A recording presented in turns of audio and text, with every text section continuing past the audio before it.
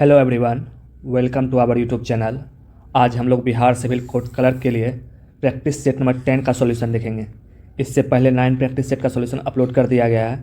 अगर आप लोग नहीं देखें, उसका प्लेलिस्ट बना हुआ है, तो आप लोग प्लेलिस्ट में जाके देख सकते हैं। प्रैक्टिस सॉल्यूशन के साथ साथ हमने प्रीवियस ईयर क्वेश्चन पेपर का भी सॉल्यूशन अपलोड किया है, वो भी आप लोग जाकर देख सकते हैं। आज से आपका एग्ज़ाम का 17 से 18 दिन बचा हुआ है। उम्मीद करते हैं आप लोग का एग्ज़ाम का तैयारी अच्छा चल रहा है। कहीं प्रॉब्लम हो तो आप कमेंट में बताइए।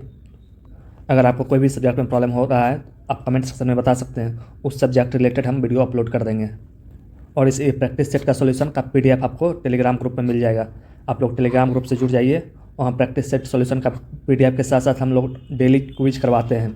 बहुत सारे बच्चे उसमें पार्टिसिपेट लेते हैं, तो आप लोग भी उस ग्रुप से जुड़ जाइए। चलिए स्टार्ट करते हैं आज का सॉल्यूशन फर्स्ट क्वेश्चन के साथ। फर्स्ट क्वेश्चन, ए शॉर्ट विटी रिमार्क। इस शॉर्ट विटी रिमार्क को क्या कहते हैं? इपीटैफ, इपीलॉग, इपीग्राम, इपीटॉम। तो इस शॉर्ट विटी रिमार्क को कहते हैं इपीग्राम। इपीग्राम का मतलब होता है चुटकुला या कमेंट कह सकते हैं। इपीटैफ जो टॉम के ऊपर लिखा रहता है इंस्क्रिप्शन, उसको इपीटैफ कहते हैं। इपीलॉग जो ड्रामा के अंत में स्पीच दिया जाता है, उसको इपीलॉग कहते हैं। और इपीटॉम मतलब होता है परफेक्ट एग्जाम्पल, तो इपीटॉम कहते हैं। इस क्वेश्चन का आंसर हो जाएगा option C, epigram. Second question, government by the wealthy. Government by the wealthy people के लिए क्या कहते हैं? Oligarchy, plutocracy, aristocracy, democracy. तो गवर्नमेंट बाय वेल्दी पीपल के लिए हम लोग कहते हैं प्लूटोक्रेसी। ओलिगार्की कहते हैं जब फ्यू लोगों के लिए, मतलब कुछ लोगों के द्वारा शासन किया जाता है, उसको ओलिगार्की कहते हैं।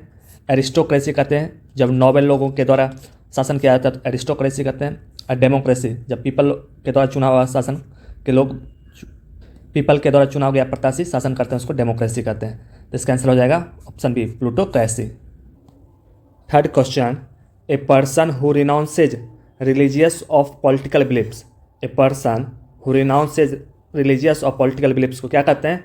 Apostate, renegade, recluse, hermit. तो उसको कहते हैं एपोस्टेट। रेनिगेड का मतलब भी, एपोस्टेट का सिनोनिम्स है रेनिगेड, बट ऑप्शन में एपोस्टेट नहीं दिया रहेगा तब रेनिगेड को मारेंगे। ऐसे फर्स्ट प्रायोरिटी एपोस्टेट है।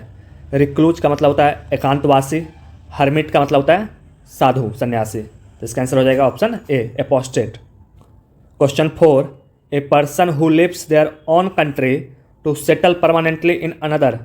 ए person who lives their own country to settle permanent in another क्या कहते हैं? Immigrant, immigrant, migrant, refugee. इसको कहते हैं इमिग्रेंट। और इमिग्रेंट इसका मतलब होता है दूसरे देश से आने वाले को। रिफ्यूजी शरणार्थी कहते हैं। इसका आंसर हो जाएगा option B. Question 5, a person who is habitually lazy. A person who is habitually lazy को क्या कहते हैं? Workaholic, laggard, sedentary, industrious. तो उसको कहते हैं हैबिचुअली लेजी को लेगार्ड, ऑप्शन बी। वर्कोहलिक का मतलब होता है काम में बिजी रहने वाले को। सिडेंट्री का मतलब होता है जो बैठ के काम करता है, ऑफिस में जिसका काम बैठ के, ऑफिस में बैठ के जो काम करता है, उसको कहते हैं सिडेंट्री। इंडस्ट्रियस मतलब मेहनती। इसका आंसर हो जाएगा ऑप्शन बी। नेक्स्ट है, सेंटेंस में दिया गया है इडियम एंड फ्रेज, उसका मीनिंग फाइंड करना है। He tried to pull the wool over her eyes but she saw through this deception. He tried to pull the wool over her eyes but she saw through the deception. Option दिया है confuse her, trick her, protect her, ignore her. तो इसका answer हो जाएगा option B, trick हर मतलब धोखा देना। तो pull the wool over her eyes का मतलब हो गया ट्रिक हर, धोखा देना। Question number 7, the CEO decided to take the bull by the horns and address the financial crisis. The CEO decided to take the bull by the horns and address the financial crisis. तो take the bull by the horns का meaning क्या है? इसका मतलब होता है confront the issue directly, option B, मतलब सामना करना किसी चीज़ का। Take the bull by the horns, इसका आंसर है option B, confront the issue directly. Question 8, after the argument she decided to let bygones be bygones and move on. तो bygones be bygones का मतलब क्या होता है? इसका मतलब होता है पुरानी चीज़ों को भूलना। देखिए ऑप्शन क्या है। ऑप्शन में दिया है hold a grudge, forget past grievances, remind him the argument, seek revenge. इसका मतलब हो जाएगा option B, forget past grievances, पुरानी चीज़ को भूल के आगे बढ़ना। क्वेश्चन 9 है, he always manage to land off his feet no matter what happens. He always manage to land off his feet no matter what happens. तो लैंड ऑन हिज फीट का मतलब क्या है? Fail consistently, find himself in trouble, recover successfully from difficulty, act recklessly. तो land on his feet का मतलब होता है recover successfully from the difficulties, option C. Question 10, the new laws was double edged sword for a small business. The new law was double edged sword for a small business. इसका मतलब क्या है?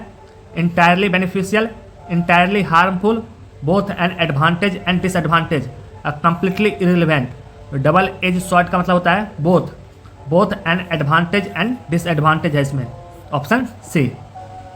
Question 11, choose the antonyms for ट्रूक्यूलेंट।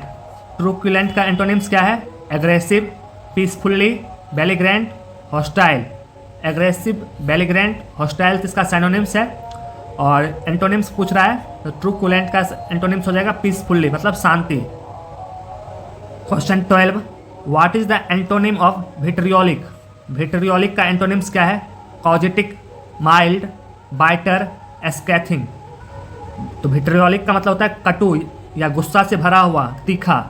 तो कॉजेटिक और biter तो इसका synonym, और एस्कैथिंग का मतलब होता है जलन। तो इसका एंटोनिम्स पूछ रहा है तो हो जाएगा option B, mild. Question 13, identify the antonym for the recondite. Recondite का एंटोनिम्स क्या है? Obscure, simple, abstruse, esoteric. तो रिकॉन्डाइट का मतलब होता है छुपा हुआ, जिसको गूढ़, गहन या कठिन कह सकते हैं। ऑब्सक्योर, एब्स्ट्रूस, इजोट्रिक इसका साइनोनिम्स है। तो रिकॉन्डाइट का एंटोनिम्स पूछ रहा है, ये हो जाएगा ऑप्शन बी, सिंपल, साधारण। रिकॉन्डाइट का एंटोनिम्स हो गया। Question 14, what is the antonym for the mendacious. Mendacious का एंटोनिम्स क्या है? Truthful, deceitful, dishonest, lying. तो इसका एंटोनिम्स हो जाएगा ट्रूथफुल। मिंडेसियस का मतलब होता है जो झूठ बोलता है। तो लाइंग, डिसिटफुल, डिसऑनेस्ट इसका साइनोनिम्स हो जाएगा। डिसिटफुल का मतलब होता है धोखा देना, लाइंग का मतलब होता है झूठ बोलना, डिसऑनेस्ट मतलब बेईमान। तो इसका एंटोनिम्स हो जाएगा option A, truthful. Question 15, identify the antonym for the mercurial. Mercurial का एंटोनिम्स क्या है? Stable, volatile, fickle, capricious. Mercurial का मतलब होता है जो चेंज होते रहे। तो उसका साइनोनिम्स दिया है, फीकल हो जाएगा, वोलेटाइल हो जाएगा, कैप्रिसियस हो जाएगा। लेकिन एंटोनिम्स पूछ रहा है तो मर्क्यूरियल का एंटोनिम्स हो जाएगा stable, option A, stable. Question 16, what is the synonym for the fastidious. Fastidious का साइनोनिम्स क्या है? Careless, indifferent, meticulous, sloppy. तो फास्टिडियस का साइनोनिम्स हो जाएगा मेटिकुलस। केयरलेस, इंडिफरेंट तो उसका एंटोनिम्स हो जाएगा option C. Question 17, choose the synonym for the palpable. तो पल्पेबल का साइनोनिम्स क्या है? Intangible, abstract, tangible, elusive. तो इसका साइनोनिम्स हो जाएगा ऑप्शन सी, टेंजिबल। पल्पेबल का मतलब होता है जिसे स्पर्श किया जा सकता है, जिसको छू के हम अनुभव कर सकते हैं, यह है tangible. Question 18, what is the synonym for the नेबुलस। नेबुलस का साइनोनिम्स क्या है? Clear, wagyu, defined, distinct. तो नेबुलस का मतलब होता है अस्पष्ट या धुंधला। तो इसका साइनोनिम्स हो जाएगा वैग्यू। क्लियर, डिफाइंड और डिस्टिंक्ट तो इसका एंटोनिम्स है। तो यह हो जाएगा option B. Question 19, identify the synonym for the emulate. Emulate का साइनोनिम्स क्या है? Ignore, disregard, imitate, neglect. Emulate का साइनोनिम्स क्या होता है? इम्यूलेट का मतलब होता है किसी के बराबर होना या उससे आगे बढ़ने की चेष्टा करना। तो इम्यूलेट का सिनोनिम्स हो जाएगा option C, imitate. 20, choose the synonym of fervour. Fervour का सिनोनिम्स क्या है? Apathy, passion, indifference, disinterest. तो फर्वर का मतलब होता है किसी विषय में गहरी रूप से इंटरेस्ट लेना, मतलब उसमें पैशन होना। तो इसका सिनोनिम्स हो जाएगा option B, passion. Apathy, indifference, disinterest इसका एंटोनिम्स है। तो ये था इस सेट का 20 इंग्लिश का क्वेश्चन। आगे 20 हिंदी का क्वेश्चन है, चलिए देखते हैं। हिंदी का क्वेश्चन 21 से 25 निम्नलिखित में से शुद्ध वर्तनी वाले शब्द का चयन करें। 21 में 4 शब्द दिया है, आविष्कार, देवर्षि, निशब्द, जमात। इसमें से शुद्ध रूप कौन सा है? शुद्ध रूप से लिखा गया है आविष्कार। निशब्द कैसे होता है? नि, इसके बीच में ये हुआ निशब्द का सही रूप। जमात का होता है, तो इसका सही ऑप्शन है ऑप्शन ए, आविष्कार सही रूप से लिखा गया है।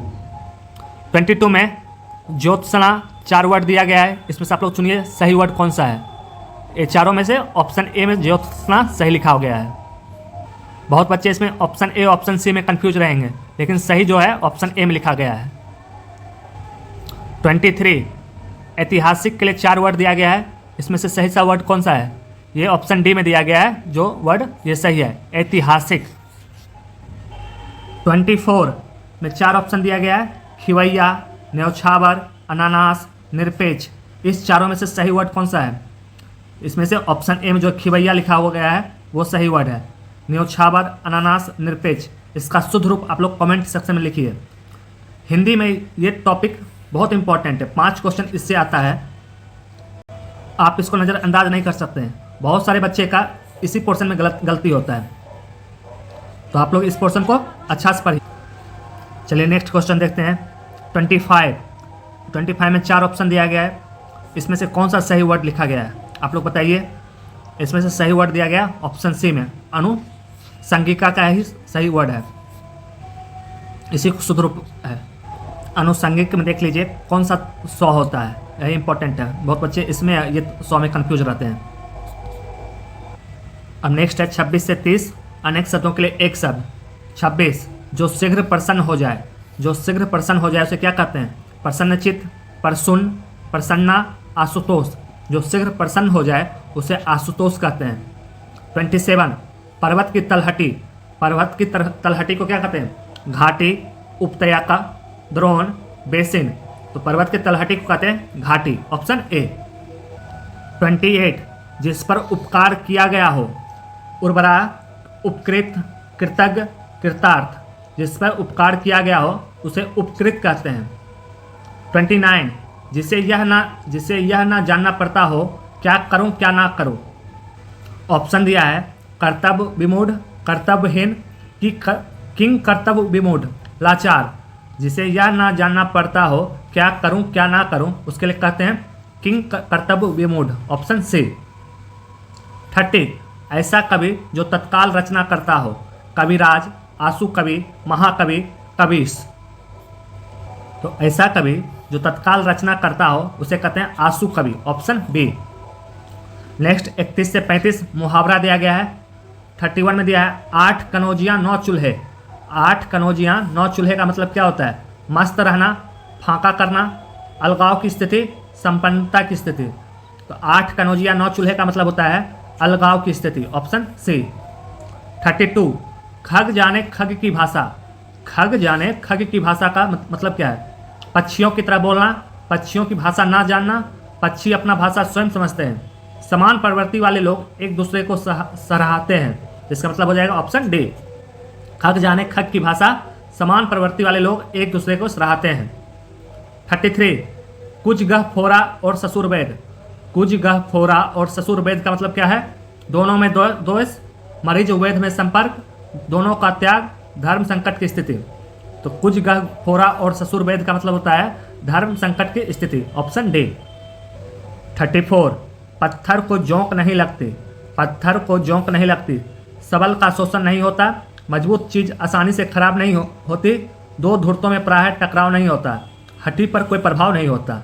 इसका मतलब होता है पत्थर की जोंक नहीं लगती, मतलब हड्डी पर कोई प्रभाव नहीं होता, ऑप्शन डी। 35 जस दुल्हा तस बनी बारात।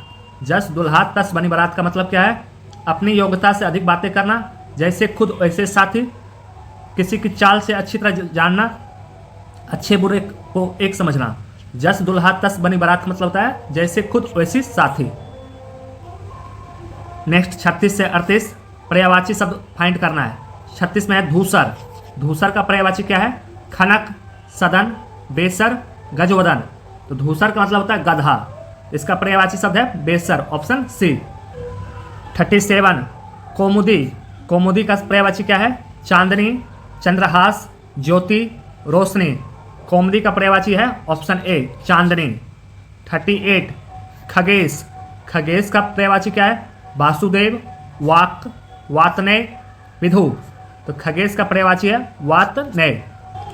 नेक्स्ट 39 से 40 में आपको सही विलोम शब्द फाइंड करना है। 39 में दिया है आविर्भाव। आविर्भाव का विलोम शब्द क्या है?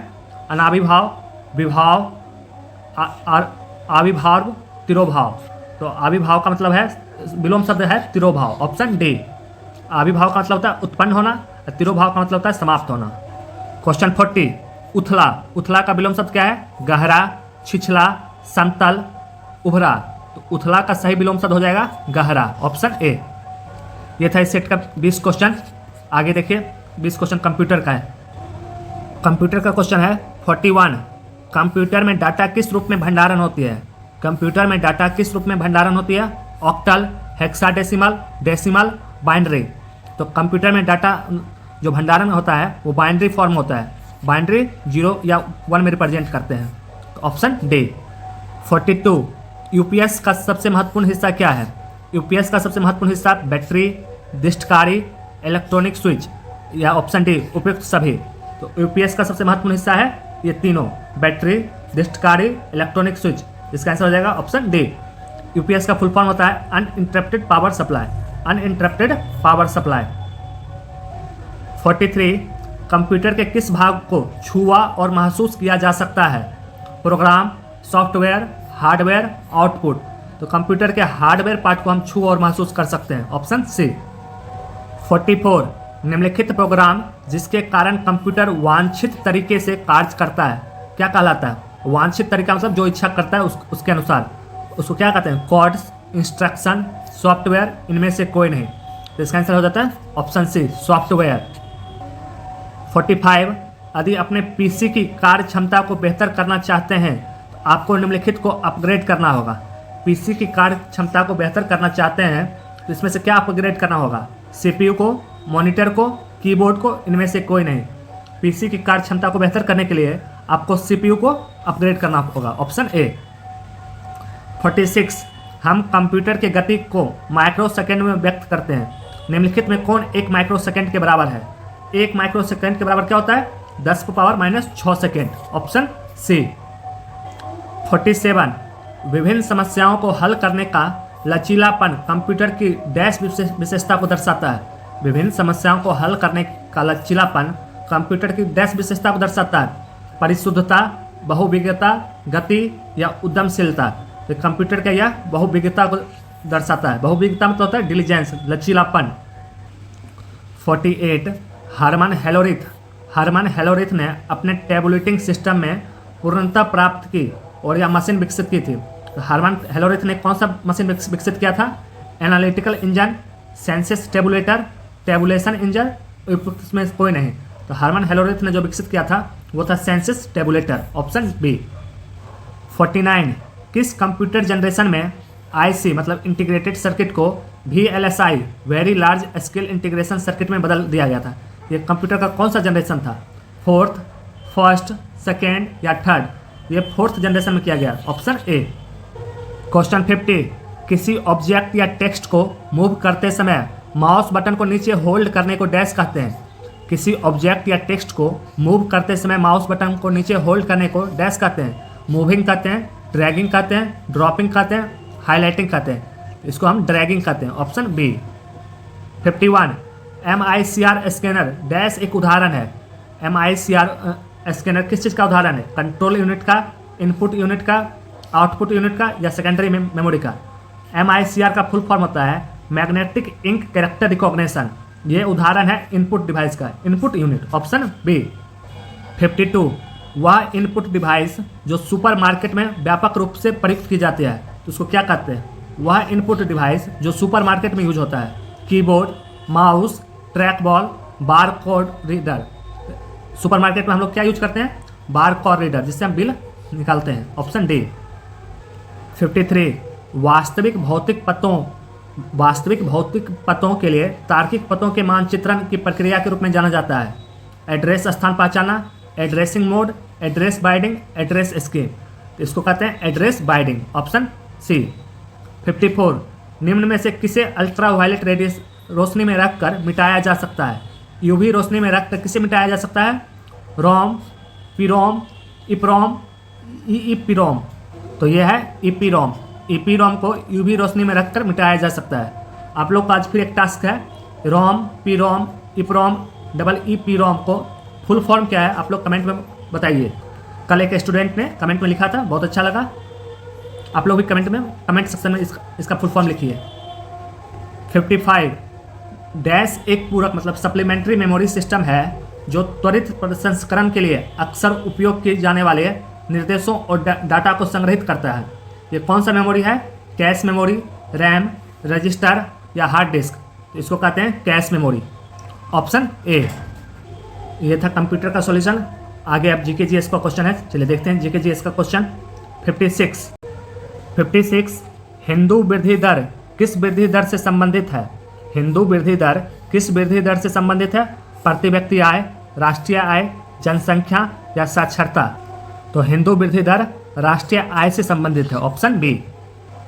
57 गंडक परियोजना किस दो राज्यों के संयुक्त परियोजना है? बिहार और उत्तर प्रदेश और मध्य प्रदेश, बिहार या पश्चिम बंगाल, बिहार और मध्य प्रदेश। तो गंडक परियोजना बिहार और उत्तर प्रदेश का संयुक्त परियोजना है, ऑप्शन ए।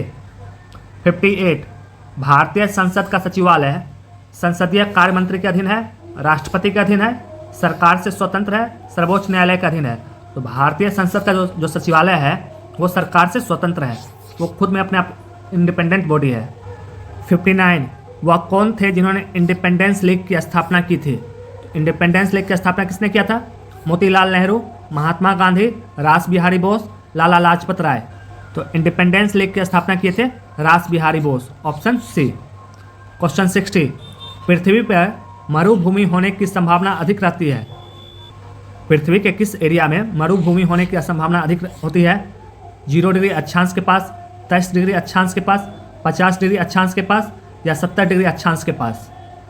तो मरुभूमि होने की संभावना 23 डिग्री अक्षांश के पास ज़्यादा रहती है, ऑप्शन बी। 61 एक इतिहासकार ने पानीपत की तीसरी लड़ाई को स्वयं देखा, वह कौन थे? पानीपत की तीसरी लड़ाई को किसने देखा था? खफी खान, काशीराज पंडित, दत्ताजी पिंगले, हरिचरण दास। तो पानीपत की तीसरी लड़ाई को स्वयं देखे थे ये इतिहासकार थे हरिचरण दास, ऑप्शन डी। 62 भारतीय भाषा में 1857 के विप्लवों के कारण पर लिखने वाले प्रथम भारतीय थे। भारतीय भाषाओं में 1857 के विप्लवों के कारणों पर लिखने वाले प्रथम भारतीय कौन थे? सैयद अहमद खान, वीडी सावरकर, बंकिम चंद्र चटर्जी, उपयुक्त में से कोई नहीं। तो भारतीय भाषाओं में लिखे थे सैयद अहमद खान, ऑप्शन ए। 63 प्राचीन भारत में निम्नलिखित में कौन सी एक लिपि दाईं ओर से बाईं ओर लिखी जाती है? ये कौन सा लिपि है? ब्राह्मणी, नंदनागरी, शारदा या खरोष्टी। तो ये दाईं ओर से बाईं ओर लिखी जाती है खरोष्टी लिपि, ऑप्शन डी। 64 निम्नलिखित में कौन सबसे पूर्वकालिक जैन ग्रंथ कहलाता है? इनमें से कौन पूर्वकालिक जैन ग्रंथ है? 12 अंग, 12 उपांग, 14 पूर्व, 14 उपपूर्व। सबसे पूर्वकालिक जैन ग्रंथ है 14 पूर्व, ऑप्शन सी। 65 इनमें से किसने बाबर को सर ए पुल के युद्ध में पराजित किया था? बाबर को सर ए पुल के युद्ध में कौन पराजित किया था? अब्दुल्ला खान उज्बेक, शेबानी खान, अब्दुल्ला खान, जानी बेग। तो बाबर को सर ए पुल के युद्ध में पराजित किया था शेबानी खान, ऑप्शन बी। 66 गौतम बुद्ध ने किस स्थान पर निर्वाण प्राप्त किया था? गौतम बुद्ध ने किस स्थान पर निर्वाण प्राप्त किए? कुशीनारा, श्रावस्ती, लुम्बिनी, सारनाथ। तो गौतम बुद्ध जी ने निर्वाण प्राप्त किए थे कुशीनारा में, ऑप्शन ए। 67 गर्त आवास के साक्ष्य प्राप्त हुए हैं। गर्त आवास के साक्ष्य प्राप्त हुए हैं ब्रुज होम से, कोलडिहवा से, ब्रह्मगिरी से, संगन कल्लू से। तो गर्त आवास का साक्ष्य प्राप्त हुए हैं, ऑप्शन ए, ब्रुज होम से। 68 निम्नलिखित में कौन सी सभ्यता नील नदी के तट पर पनपी थी? नील नदी के तट पर कौन सी सभ्यता पनपी थी? रोमन सभ्यता, सिंधु घाटी की सभ्यता, यूनानी सभ्यता, मिस्र की सभ्यता। तो नील नदी के तट पर पनपी थी मिस्र की सभ्यता, ऑप्शन डी। 69 शिक्षा मंत्रालय के अनुसार किस शैक्षणिक सत्र से ग्रेड ए में प्रवेश की आयु 6 वर्ष होनी चाहिए? क्लास 1 के लिए उम्र दिया गया 6 वर्ष। ये किस शैक्षणिक सत्र से? 2026-27, 23-24, 24-25, 25-26। ये शैक्षणिक सत्र है 2026 से 27।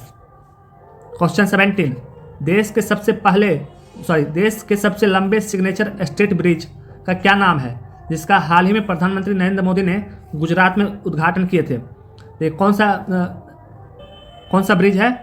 भारती सेतु, सुदर्शन सेतु, द्वारका सेतु, विश्व सेतु। तो ये है सुदर्शन सेतु। ये देश का सबसे लंबा सिग्नेचर स्टेट ब्रिज है। किस राज्य में है? गुजरात में है। कौन उद्घाटन किए? प्रधानमंत्री मोदी जी ने। इसका नाम है सुदर्शन सेतु। तो ये था इस सेट का 70 क्वेश्चन का आंसर। आपको कैसा लगा प्लीज़ कमेंट में बताइए। मैथ और रीजनिंग का खुद से सॉल्व कर लीजिएगा एंड चैनल को ज़्यादा से ज़्यादा लोग लाइक शेयर एंड सब्सक्राइब कीजिए। मिलते हैं अगले वीडियो में अगले सेट के सॉल्यूशन के साथ। Thank you.